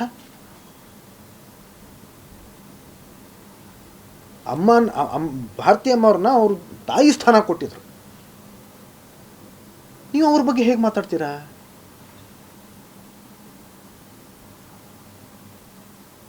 ಈಗ ವಿಷ್ಣುವರ್ಧನ್ ಸ್ಮಾರಕ ಮೈಸೂರಲ್ಲಿ ಆಗಿದೆ, ಆದ್ರೆ ಬೆಂಗಳೂರಿನಲ್ಲಿ ಆಗ್ಬೇಕು ಅನ್ನೋದು ಇನ್ನೂ ಕೂಡ ಆ ಅಭಿಮಾನಿಗಳ ಆಸೆ ಜೀವಂತವಾಗಿದೆ. ಈ ಬಗ್ಗೆ ಏನ್ ಹೇಳ್ತೀವಿ? ಆಗಲಿ ಸರ್, ನಮಗೆಲ್ರಿಗೂ ಸಂತೋಷನೇ ಅದು ಆಗೋ ಥರ ಇದ್ದರೆ. ನಾನು ಅದಕ್ಕೆ ಹೇಳಿದ್ದೆ ನಿಮಗೆ. 2 ವಿಡಿಯೋಗಳನ್ನು ಯಾಕೆ ಕಳಿಸಿದ್ದೀನಿ ಅಂತಂದರೆ ಅದಕ್ಕೇನೆ. ಆ ಮೊದಲ ವಿಡಿಯೋದಲ್ಲೂ ಕೆಲವು ವರ್ಷಗಳ ಹಿಂದೆ ಅಂತ ನಾನು ಏನು ಹಾಕಿದ್ದೀನಿ ಅದರಲ್ಲಿ ಕೇಳ್ಕೊಂಡಿದ್ದೀನಿ, ನಾನು ಅಭಿಮಾನಿಗಳಲ್ಲೇ ಕೇಳ್ಕೊಂಡಿದ್ದೀನಿ. 6.5 ವರ್ಷ ಪ್ರಯತ್ನ ಆದಮೇಲೂ ಅಭಿಮಾನಿಗಳ ಜೊತೆಗೆ ಚರ್ಚೆ ಮಾಡುವಾಗಲೂ ನಾನು ಹೇಳ್ಕೊಂಡಿದ್ದೀನಿ, ನೀವುಗಳು ಪ್ರಯತ್ನ ಪಟ್ಟಾಗ ನೀವು ಏನಾದರೂ ಒಂದು ಅರ್ಧ ಹೆಜ್ಜೆ ಏನಾದರೂ ನಾವು ಮುಂದೆ ಹೋಗ್ತಾ ಇದ್ದೀವಿ ಅಂತ ನಮಗನ್ಸಿದ್ರೆ ನಾವು ಮತ್ತೆ ಇಲ್ಲೇ ಪ್ರಯತ್ನ ಪಡೋಣ. ತಿರ್ಗಾ ಸರ್ಕಾರದ ಹತ್ರ ಹೋಗ್ತೀವಿ, ಮಾತಾಡ್ತೀವಿ, ಇಲ್ಲೇ ಪ್ರಯತ್ನ ಪಡೋಣ. ಒಬ್ಬ ಮೇರು ನಟನ ಕುಟುಂಬಸ್ಥರಿಗೆ ಸಮಾಧಿ ಸ್ಥಳ ಸಿಕ್ಕಂತ ಒಂದು ಜಾಗ ಅಥವಾ ಅವಕಾಶ ಮತ್ತೊಬ್ಬ ಮೇರು ನಟನಿಗೆ ಅಂದ್ರೆ ವಿಷ್ಣುವರ್ಧನ್ ಅವರಿಗೆ ಸಿಗಲಿಲ್ಲ, ಯಾಕೆ? ನಾನೇನು ಹೇಳಿ, ಅದು ನೀವುಗಳೇ ಕಂಡುಹಿಡಬೇಕಾಗಿತ್ತು. ದುರಂತ ಅದು ಅಷ್ಟೇ, ದುರಂತ ಅದು ಆಗಕೂಡ್ದು. ಎಲ್ಲದಕ್ಕೂ ನಾವು ಅದಕ್ಕೆ ನಾನು ಹೇಳಿದೆ. ಈಗ ನಾನು ಕರ್ನಾಟಕ ರತ್ನ ಕೇಳಿದ್ದೀನಿ. ಈಗ ನೀವು ಕೇಳಿದ್ರಲ್ಲ ಪ್ರಶ್ನೆ, ನನ್ನ ಪ್ರಶ್ನೆ ಕೂಡ ಅದೇನೆ, ನಾನು ಕೇಳಿದ್ದೀನಿ. ಆಮೇಲೆ ನಾನು ಒಬ್ಬ ನಟನಾಗಿ ಕೂಡ ಕೇಳಿದ್ದೀನಿ. ಕೇವಲ ಅಪ್ಪ ಅವ್ರಿಗಂತ ಅಷ್ಟೇ ಅಲ್ಲ, ಇಲ್ಲಿ ಇರ್ತಕ್ಕಂಥ ಪ್ರತಿಯೊಬ್ಬರಿಗೂ ಸಾಧಕರನ್ನು ಗುರುತಿಸೋ ಕೆಲಸ ನಮ್ಮದೇ. ನಾವೇ ಅವರನ್ನು ಗುರುತಿಸದೆ ಹೋದರೆ ಇನ್ಯಾರು ಗುರುತಿಸ್ತಾರೆ? ಮುಂದಿನ ಪೀಳಿಗೆನ ಅವ್ರಿಗೇನು ಮಾದರಿ? ನಮ್ಮ ಕರ್ನಾಟಕದ ಬಗ್ಗೆ, ನಮ್ಮ ಭಾಷೆಯ ಬಗ್ಗೆ, ನಮ್ಮ ಸಂಸ್ಕೃತಿ ಬಗ್ಗೆ, ನಮ್ಮ ಪರಂಪರೆ ಬಗ್ಗೆ ನಮಗೇ ಗೌರವ ಇಲ್ಲದೆ ಹೋದರೆ ಅಥವಾ ನಾವೇ ಗೌರವ ಸಲ್ಲಿಸದೆ ಹೋದರೆ ಯಾರು ಸಲ್ಲಿಸ್ತಾರೆ? ಸರ್, ಇಂಥ ಧೀಮಂತ ನಾಯಕರಿಗೆ ಆಗಲಿ ಅಥವಾ ಚಿತ್ರರಂಗದಲ್ಲಿ ನಟರಿಗೆ ಅಥವಾ ಈ ತರ ಒಂದು ಅನ್ಯಾಯ ಆದಾಗ, ಈ ತರ ಒಂದು ಘಟನೆ ನಡೆದಾಗ ಚಿತ್ರರಂಗದವರು ಯಾರು ಧ್ವನಿ ಎತ್ತಲ್ಲ ಅನ್ನೋ ಆರೋಪ ಇದೆ. ನಾನು ಚಿತ್ರರಂಗದ ಪರವಾಗಿ ನಾನೇ ಧ್ವನಿ ಎತ್ತುತ್ತಾ ಇದ್ದೀನಿ. ಅವರೆಲ್ಲರ ಪರವಾಗಿ ನಾನು ಧ್ವನಿ ಎತ್ತುತ್ತಾ ಇದ್ದೀನಿ. ನಾನು ಕೆಲವು ದಿನಗಳ ಹಿಂದೆ, 1-2 ತಿಂಗಳ ಹಿಂದೆ ಒಂದು ಪತ್ರಿಕೆಯಲ್ಲಿ ನನ್ನ ಲೇಖನ ಕೂಡ ಬಂದಿದೆ. ನಾನು ಹೇಳಿದ್ದೀನಿ ಅದರಲ್ಲಿ ಈಗ ಈ ಸ್ಮಾರಕದ ವಿಷಯದ ಅಷ್ಟೇ ಅಲ್ಲ, ಗೌರವ ಸಲ್ಲಿಸೋದ್ರ ಬಗ್ಗೆ ಹೇಳಿದ್ದೇನೆ. ಪ್ರತಿಯೊಬ್ಬ ಕಲಾವಿದ, ಪ್ರತಿಯೊಬ್ಬ ತಂತ್ರಜ್ಞರು, ಯಾರ್ಯಾರು ಸಾಧಕರಿದ್ದಾರೋ ಗೌರವಿಸಿ. ನಮ್ಮ ಚಿತ್ರರಂಗ ಬೆಳೆಸಬೇಕು ಅಂತಂದರೆ ಏನು ಮಾಡಬೇಕು ಅದನ್ನು ನಾನು ಲೇಖನದಲ್ಲಿ ಬರೆದಿದ್ದೀನಿ. ನಮ್ಮ ಚಿತ್ರರಂಗದ ಇತಿಹಾಸ ಏನಿದೆ, ಆ ಚಿತ್ರರಂಗದ ಇತಿಹಾಸನ ಒಂದು ಎಕ್ಸಿಬಿಷನ್ ಥರದ್ದು ಒಂದು ದೊಡ್ಡ ಒಂದು ಕಟ್ಟಡದಲ್ಲಿ ಅದನ್ನು ತೋರಿಸಿ, ಇಡೀ ಒಂದು ನಮ್ಮ ಇಷ್ಟು ಪ್ರವಾಸ ಏನಿದೆ ಎಲ್ಲ ಸಿನಿಮಾಗಳದ್ದು ಛಾಯಾಚಿತ್ರಗಳನ್ನು ಹಾಕಿ, ಅವ್ರಗಳ ಹೆಸರುಗಳನ್ನು ಹಾಕಿ, ಪಟಗಳನ್ನು ಹಾಕಿ, ಎಲ್ಲರನ್ನು ಮೆರೆಸಿ ನಮ್ಮ ಕಲಾವಿದರನ್ನು, ನಮ್ಮ ತಂತ್ರಜ್ಞರನ್ನ, ನಿರ್ದೇಶಕರನ್ನು ಮೆರೆಸ್ಬೇಕು ನಾವು. ಇಲ್ಲಾಂದರೆ ನಮ್ಮ ಸಿನಿಮಾ ಹೇಗೆ ಓಡುತ್ತೆ? ಬೇರೆ ಭಾಷೆ ಸಿನಿಮಾಗಳು ಯಾಕೆ ಓಡ್ತವೆ ಹೇಳಿ? ಅವ್ರ ಕಲಾವಿದರನ್ನು ಅವ್ರು ಮೆರೆಸ್ತಾರೆ, ಅವ್ರ ನಿರ್ದೇಶಕರನ್ನು ಅವ್ರು ಮೆರೆಸ್ತಾರೆ, ಇಂಥವ್ರು ಅಂಥವ್ರು ಅಂತ. ನಮ್ಮಲ್ಲಿ ಎಲ್ಲಾನು ಇದು ನಾವು ಮೆರೆಸೋದೇ ಇಲ್ಲ ಅಂತಂದರೆ ಯಾರು ಮೆರೆಸ್ತಿರೋದು ಯಾರು ಸರ್? ಸರ್ಕಾರನೋ ಅಥವಾ ಚಿತ್ರರಂಗದಲ್ಲಿ ಇರೋಂಥವ್ರು ಯಾರು? ನಾವೆಲ್ಲರೂ ನಾವು ಆಡಿಯನ್ಸ್ ಆಗಿ, ನಾವು ವೀಕ್ಷಕರಾಗಿ ನಾವು ಕೂಡ ಮೆರೆಸ್ಬೇಕು ಪ್ರತಿಯೊಬ್ಬರು. ನಿನ್ನೆ ಈಗ ಬಾಲಣ್ಣವ್ರ ಮಗಳು ಗೀತಾ ಅವ್ರು ಹೇಳಿದ್ದಾರೆ, ಮತ್ತೆ ಪುನರ್ ನಿರ್ಮಾಣ ಮಾಡ್ತೀವಿ ಆ ಸ್ಮಾರಕನ, ಅಲ್ಲಿ ಏನಿತ್ತಲ್ಲ ಇದು ಪುಣ್ಯಭೂಮಿಲಿ ಅದನ್ನ ಮತ್ತೆ ಕಟ್ಸ್ಕೊಡ್ತೀವಿ, ನಾನು ನಿಲ್ತೀನಿ ವಿಷ್ಣುವರ್ಧನ್ ಪರವಾಗಿ. ತುಂಬ ಸಂತೋಷ. ಜೊತೆಗೆ ಅಷ್ಟಕ್ಕೆ ನಿಲ್ಲಬಾರ್ದು. ಈಗ ಹೋದ ವರ್ಷದಿಂದ ಅಭಿಮಾನಿಗಳಿಗೆ ಹೋಗೋದಕ್ಕೆ ಅವಕಾಶನೇ ಕೊಟ್ಟಿರಲಿಲ್ಲ ಅವ್ರಿಗೆ. ಅದನ್ನು ದಯವಿಟ್ಟು ಅವ್ರಿಗೆ ಅವಕಾಶ ಮಾಡಿಕೊಡಿ, ಅಭಿಮಾನಿಗಳಿಗೆ ಬರೋದಕ್ಕೆ ಅವಕಾಶ ಮಾಡಿಕೊಡಿ. ಇಡೀ ವರ್ಷ ಬಂದು ಹೋಗಿ ಪೂಜೆ ಸಲ್ಲಿಸೋದಕ್ಕೆ ಅವಕಾಶ ಮಾಡಿಕೊಡಿ. ಅದರಲ್ಲೂ 2 ದಿನ ತುಂಬ ವಿಜೃಂಭಣೆಯಿಂದ, ನಾನು ಆಗಲಿಂದ ಹೇಳ್ತಾ ಇದ್ದೀನಿ, 2 ದಿನ ತುಂಬ ವಿಜೃಂಭಣೆಯಿಂದ ಆಚರಿಸ್ತಾರೆ, ಅದಕ್ಕೂ ಅವಕಾಶ ಮಾಡಿಕೊಡಿ. ಸರ್, ಅದು ಖಾಸಗಿ ಲ್ಯಾಂಡ್ ಆಗಿರೋದ್ರಿಂದ ಅದನ್ನ ಮಾತುಕತೆ ಮಾಡಿ ನೀವೇ ಯಾಕೆ ಪರ್ಚೇಸ್ ಮಾಡೋದಕ್ಕೆ ಟ್ರೈ ಮಾಡಬಾರ್ದಿತ್ತು ಅಂತ. ಯಾಕಂದ್ರೆ ಇದು ನೆಕ್ಸ್ಟ್ ಕೂಡ ಇದೇ ರೀತಿಯಾಗಿ ಆಗಬಹುದು. ಬೇರೆಯವರು ಆ ಲ್ಯಾಂಡ್ ಅನ್ನ ತೆಗೆದುಕೊಂಡಾಗ ಸ್ಮಾರಕವನ್ನ ಮತ್ತೆ ಏನಾದ್ರೂ ಮಾಡಬಹುದು. ಸೊ ನೀವೇ ಯಾಕೆ ಆ ಲ್ಯಾಂಡ್ ಅನ್ನ ತೆಗೆದುಕೊಳ್ಳುವಂತ ಪ್ರಯತ್ನ ಮಾಡಿದ್ರಾ ಅಥವಾ ಆಗ್ಲಿಲ್ವಾ, ಹೇಗೆ ಸರ್? ನಾವಂದ್ರೆ ಈಗ ಸರ್ಕಾರನೇ ಪ್ರಯತ್ನ ಪಡ್ತಲ್ಲ. ಸರ್ಕಾರ ನಿಮಗೆ ಕೊಟ್ಟಿತ್ತಲ್ಲ ಸರ್, ಈಗ 5 ನಮಗೆ ಕೊಟ್ಟಿಲ್ಲ. ಇಲ್ಲ ನೆಕ್ಸ್ಟ್ ಇಲ್ಲಿ ನೀವೇನಾದ್ರೂ ಮಾಡ್ಬೋದಿತ್ತಲ್ಲ ಕುಟುಂಬದ ಪರವಾಗಿ ಅಂತ. ಅದೇನೇ ಇಲ್ಲೇ ಆಗಬೇಕು ಅಂತ, ಸ್ಮಾರಕ ಇಲ್ಲೇ ಆಗಬೇಕು ಅಂತ ಏನು ಪ್ರಯತ್ನ ಪಟ್ಟಿದ್ವಿ. ಸರ್ಕಾರ ಅದಕ್ಕೆ 2 ಕೋಟಿ ರೂಪಾಯಿ ಮಂಜೂರು ಮಾಡಿತ್ತು. 2 ಎಕರೆ ಜಾಗಕ್ಕೆ 2 ಕೋಟಿ ರೂಪಾಯಿ ಮಂಜೂರು ಮಾಡಿತ್ತು. 2009 ಅಂತಂದರೆ 2010 ಅಂತ ಅಂದ್ಕೊಳ್ಳಿ, ಅವಾಗಲೇ ಮಂಜೂರು ಮಾಡಿತ್ತು. ಅದೇ ಸರ್ಕಾರಕ್ಕೇ ಕೊಂಡ್ಕೊಳಕ್ಕಾಗಲಿಲ್ಲ. ಅದು ಯಾಕೆ ಕೊಂಡ್ಕೊಳಕ್ಕಾಗಲಿಲ್ಲ? ಏನು ಡಿಮಾಂಡ್ ಇತ್ತು ಸರ್? ಇಲ್ಲ, ಹೇಳ್ತೀನಿ. ಯಾಕಂತಂದರೆ ಅದು ನ್ಯಾಯಾಲಯದಲ್ಲಿತ್ತು. ಅಲ್ಲಿ ತೀರ್ಪು ಆಗೋವರೆಗೂ ಈ ಥರ ಕೊಡೋದಕ್ಕಾಗೋದೇ ಇಲ್ಲ ಅಂತ ಹೇಳಿದ್ರು. ನಾನು ವಿಡಿಯೋ ಕಳಿಸಿರೋದು ಅದರಲ್ಲಿ ಎಲ್ಲವೂ ಇದೆ. ಅದು ತಾವು ದಯವಿಟ್ಟು ಅದನ್ನು ನೋಡಿ. ಅದರಲ್ಲಿ ಹೇಳ್ಕೊಂಡಿದ್ದೀನಿ. ನಾವು ಅಡ್ವೊಕೇಟ್ ಜನರಲ್ ಸಾಹೇಬರನ್ನು ಭೇಟಿ ಮಾಡಿದ್ದೀನಿ, ಕೇಳ್ಕೊಂಡಿದ್ದೀನಿ. ಅವರು ಸ್ಪಷ್ಟವಾಗಿ ಹೇಳಿದ್ದಾರೆ, ಈ 10 ಎಕರೆ ಜಾಗದಲ್ಲಿ 10 ಎಕರೆದು ಏನು ಕೇಸ್ ಹಾಕಿದಾರೋ ಅದರ ಇತ್ಯರ್ಥ ಆಗೋವರೆಗೂ ನಾವು ಇದನ್ನು ನಿಮಗೆ ಕೊಡೋದಕ್ಕಾಗಲ್ಲ. ಅಷ್ಟಕ್ಕೂ ನಾವು ಕೇಳ್ಕೊಂಡಿದ್ದೀವಿ. ಈ 2 ಎಕರೆ ಜಾಗ ಮಾತ್ರ ಸೆಪ್ರೇಟ್ ಮಾಡಿ, ಅದನ್ನು ಸ್ವಲ್ಪ ಸೈಲೆಂಟಿಗೆ ಹಾಕಿ ರಾಜ. ಈ 2 ಎಕರೆ ಜಾಗ ಮಾತ್ರ ನೀವು ಸೆಪ್ರೇಟ್ ಮಾಡಿ. 8 ಎಕರೆ ಜಾಗದ್ದು ಏನು ನಿಮ್ಮದು, ಅದು ಏನು ಕೇಸ್ ನಡೀತಾ ಇದೋ ಅದು ನಡೀತಾ ಇರಲಿ. ಈ 2 ಎಕರೆ ಮಾತ್ರ ದಯವಿಟ್ಟು ಇದಕ್ಕೆ ನೀವು ಬಿಟ್ಕೊಡಿ ಅಂತ ಕೇಳ್ಕೊಂಡಿದ್ದೀವಿ. ಆಗ ಇದು ಕೋರ್ಟ್ ಸ್ಪಷ್ಟವಾಗಿ ಹೇಳ್ತು, ಈ ಥರ ಸೆಪ್ರೇಟ್ ಮಾಡಿ ಕೊಡೋಕ್ಕಾಗಲ್ಲ. ಏನೇ ಇದ್ರೂ ಅದು 10 ಎಕರೆ ಜಾಗಕ್ಕೆ ಏನವರು ಕೇಸ್ ಹಾಕಿದಾರೋ ಅದು ಸಂಪೂರ್ಣವಾಗಿ ಇತ್ಯರ್ಥ ಆದ ಮೇಲೇ ಅದರಲ್ಲಿ 2 ಎಕರೆ ನೀವು ತೊಗೋಬಹುದು ಅಂತ. ಅಷ್ಟಕ್ಕೂ ಆ ಗಣೇಶ್ ಅವರು ಹೇಳಿದರು ಈ ನಮ್ಮ ಕೆಲವೊಂದು ಭೇಟಿಗಳಲ್ಲಿ, ಆ 2 ಕೋಟಿ ಏನು ಸರ್ಕಾರ ಮಂಜೂರು ಮಾಡಿದೆಯೋ ಅದು ಗೀತಾ ಬಾಲಿ ಅವರೇ ತೊಗೊಂಡ್ಬಿಡ್ಲಿ, ಆ 2 ಎಕರೆ ಜಾಗ ಬಿಟ್ಕೊಡ್ಲಿ ಅಂತಂದರೆ ಅವರೇ ಅದನ್ನು ಕೇಸ್ ಹಾಕಿದ್ರು 10 ಎಕರೆ ಜಾಗದ ಮೇಲೆ. ಆದರೆ ಅವರು ಅದನ್ನು ಬಿಡಲಿಲ್ಲ. ಅಂದರೆ ಅದನ್ನು ತೊಗೊಳ್ಳಿಲ್ಲ, 2 ಕೋಟಿ ಅಥವಾ ಆ 2 ಎಕರೆ ಜಾಗ ಕೊಡಲಿಲ್ಲ. ಯಾಕೆ? ಅದು ಮಾಡಬೇಕು ಅಂತಂದರೆ ಕೇಸ್ನ ವಿಡ್ರಾ ಮಾಡಬೇಕು. ಕೇಸ್ನ ವಿಡ್ರಾ ಮಾಡಿದ್ರೆ ರಾತ್ರಿ ಅದರ ಮಿಕ್ಕಿದ 8 ಎಕರೆ ಜಾಗ ಮಾರಿಬಿಟ್ರೆ ಅನ್ನೋದು ಭಯ ಇರಬೇಕೇನೋ, ಗೊತ್ತಿಲ್ಲ ನನಗೆ. ಆದರೆ ಅದು ಆಗಲಿಲ್ಲ. ಇಷ್ಟಕ್ಕೂ ಆ ಜಾಗದ್ದು ಇತಿಹಾಸ ಇದೆ. ನಾನು ಹೇಳಿದ್ನಲ್ಲ, ನಾನು ಇದನ್ನು ಹೇಳ್ತಾ ಹೋದರೆ ಪುಸ್ತಕ ಬರಿಬೋದು. ಈ ಜಾಗ ಇಡೀ ಜಾಗನೇ ಸರ್ಕಾರ ವಶಪಡಿಸ್ಕೋಬೋದಾಗಿತ್ತು. ಈ ಡಾಕ್ಟರ್ ವಿಷ್ಣುವರ್ಧನ್ ಪ್ರತಿಷ್ಠಾನ ಟ್ರಸ್ಟ್ ಏನಿದೆ, ಇದಕ್ಕೆ ಮಾನ್ಯ ಮುಖ್ಯಮಂತ್ರಿಗಳೇ ಅಧ್ಯಕ್ಷರು. ಮನಸ್ಸು ಮಾಡಿದಿದ್ರೆ ಅದನ್ನು ಪೂರ್ತಿ ವಶಪಡಿಸ್ಕೋಬೋದಾಗಿತ್ತು. ಯಾಕಂತಂದರೆ ಅದು ಕೊಟ್ಟಿರ್ತಕ್ಕಂಥ ಜಾಗ. ಅದನ್ನು ತಾವು ಎಲ್ಲ ಓದಿದ್ರೆ ನಿಮಗೆ ಅದ್ರ ಸ್ವಲ್ಪ ಇತಿಹಾಸ ನೋಡಿದ್ರೆ ನಿಮಗೆ ಗೊತ್ತಾಗುತ್ತೆ. ಅದನ್ನು ವಶಪಡಿಸ್ಕೋಬೋದಾಗಿತ್ತು. ಆ ಕೆಲಸನೂ ಆಗಲಿಲ್ಲ. ಸಾಕಷ್ಟು ಪ್ರಯತ್ನಗಳಾಗಿವೆ, ಸಾಕಷ್ಟು ಹೋರಾಟ ಆಗಿದೆ ಇದರ ಹಿಂದೆ. ಅದು ಆಗದೇ ಇದ್ದಾಗ ಮಾನ್ಯ ಮುಖ್ಯಮಂತ್ರಿಗಳೇ ನಮಗೆ ಹೇಳಿದ ಮೇಲೆ ನಾವು ಮೈಸೂರಿಗೆ ಹೋಗಿತ್ತು. ಅದಕ್ಕೂ ನಾನು ಹೇಳಿದ್ನಲ್ಲ, ನೀವು ಪೂರ್ತಿ ವಿಡಿಯೋ ನೋಡಬೇಕು. ಅದರಲ್ಲಿ ಸಾಕಷ್ಟು ಜಾಗಗಳನ್ನು ನೋಡಿ ಆದಮೇಲೆ ಕೊನೆಗೆ ನಾವು ಮೈಸೂರಿಗೆ ಹೋಗಿದ್ದು.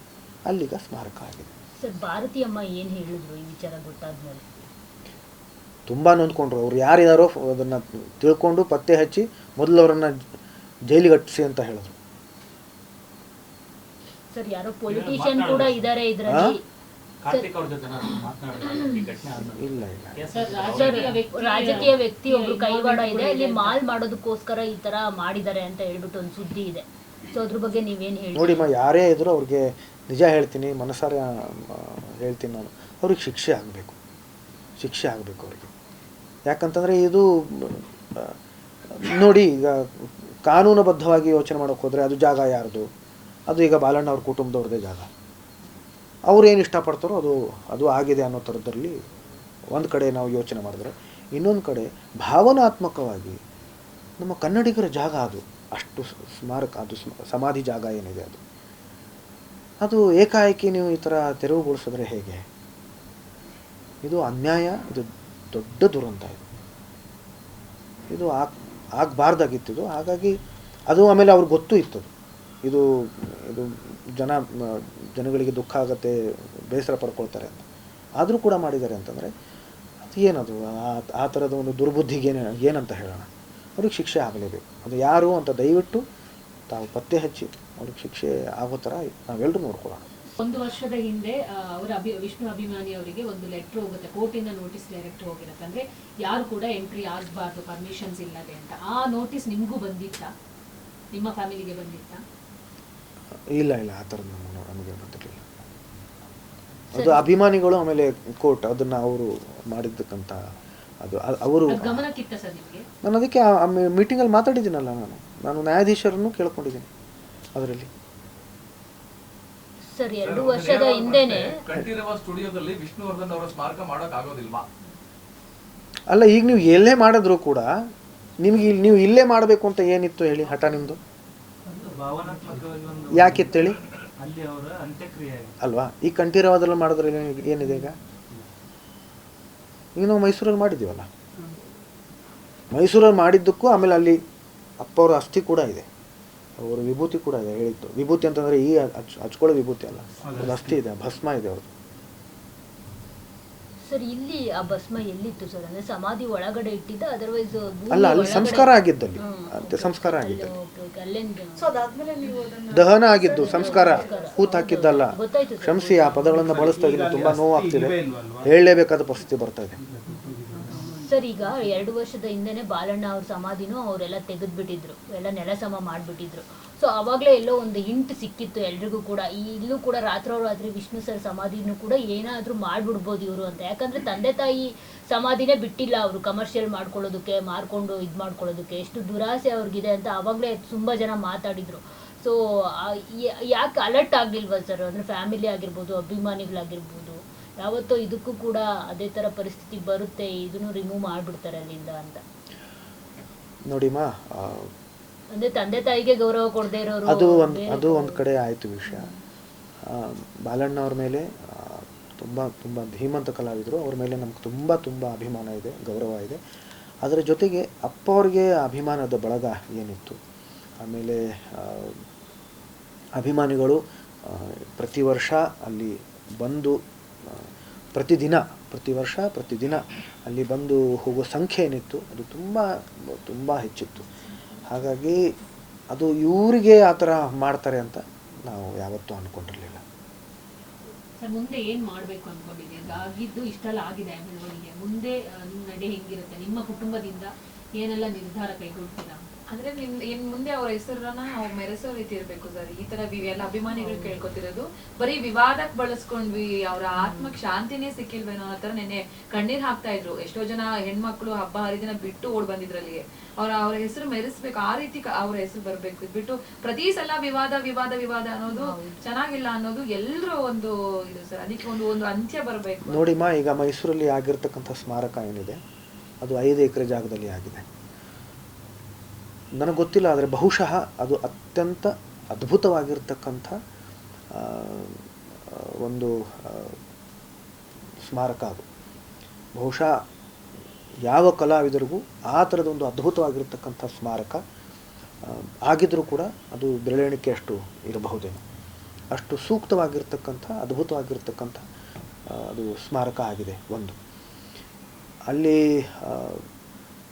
Film and television institute of India ಆಗಬೇಕು ಅನ್ನೋದು ಕೂಡ ನಮ್ಮ ಕನಸಿದೆ.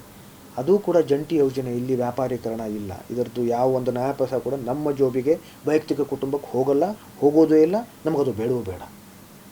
ಅದು ಜಂಟಿ ಯೋಜನೆ, ರಾಜ್ಯ ಸರ್ಕಾರದ ಜಾಗ, ಕೇಂದ್ರ ಸರ್ಕಾರದ ಒಂದು ಶೈಕ್ಷಣಿಕ ಸಂಸ್ಥೆ. ಅದು ಆದರೆ ಅದು ನಮ್ಮ ಇಡೀ ಕರ್ನಾಟಕಕ್ಕೆ ಒಂದು ದೊಡ್ಡ ಕೊಡುಗೆ ಆಗುತ್ತೆ. ಕೇವಲ ಕರ್ನಾಟಕಕ್ಕಲ್ಲ, ಇಡೀ ದಕ್ಷಿಣ ಭಾರತಕ್ಕೇ ಒಂದು ದೊಡ್ಡ ಕೊಡುಗೆ ಆಗುತ್ತೆ.